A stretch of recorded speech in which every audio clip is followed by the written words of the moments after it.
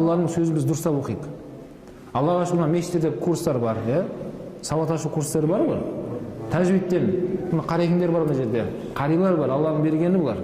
Осы қариларды пайдалануымыз керек. Алдына келіп, күніге бір 2 аяттан, 4 аяттан жаттап жүрсек те бар ғой, ол бір күн бітеді.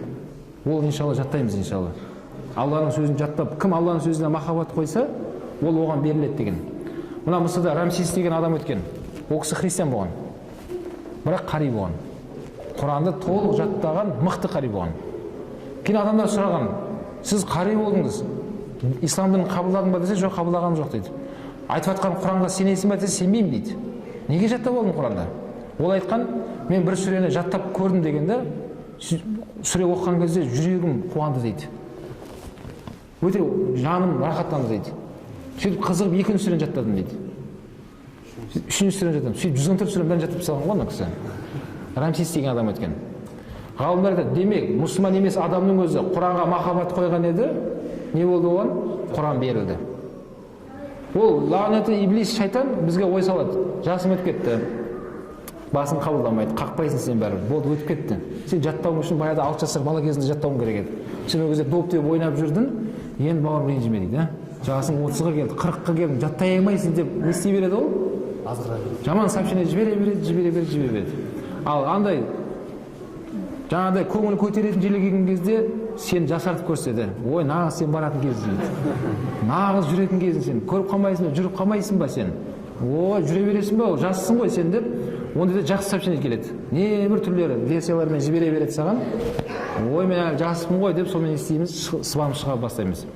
Мынау доктор Джунди деген үлкен ғалым Нұр-Маракта сабақ берді, осы бірнеше жыл алдым. Ол кісі сол контракт бітіп қайтып кетті Мысырға. Сол кісінің ең соңғы қоштасуда айтқан сөзін айтайын сіздерге. Жаңа Нұр-Маракта доктор болған, Алиасқардан келген доктор еді. Сол доктор айтады, мен Қазақстанға келетқан кезде ниет етіп келдім дейді. Иншалла Қазақстанда бірнеше қарт кісілерді қари қылып шығарамын, және бірнеше жас адамдарды қари қыламын деп ниет етіп келдім деді ол кісі.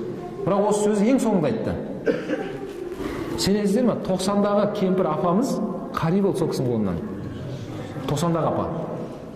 Ең сөзінде соңында соны айтты. Көптеген жас адамдар сол кісінің қолынан қари болып шықты.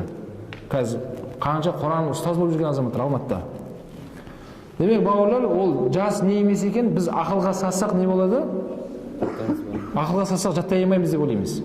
90-дағы апамен біз салыстыруға бола ма енді? Енді ақылға салсаң, ана 90-дағы апа ғой енді. Өзің атын ұмытып қаласың ғой біреулер. Қалай еді деп. Құранды жаттап алды дейді, 90-дағы апам сол кісінің аузынан шыққан сөзінде ол. Аллаға шүкір деді, мен сол Алладан сұрап келген ниетіме жеттім деп, ол кісі көзіне жас келіп, дұғасын беріп кетті уақытында. Жаңа Жүнди, доктор Жүнди деген, Алла өмірін ұзақ етсін сол кісінің. Міне, шынымен Алланың кәләміне біз махаббат қоятын болсақ, ол беріледі бізге. Иншалла ол беріледі.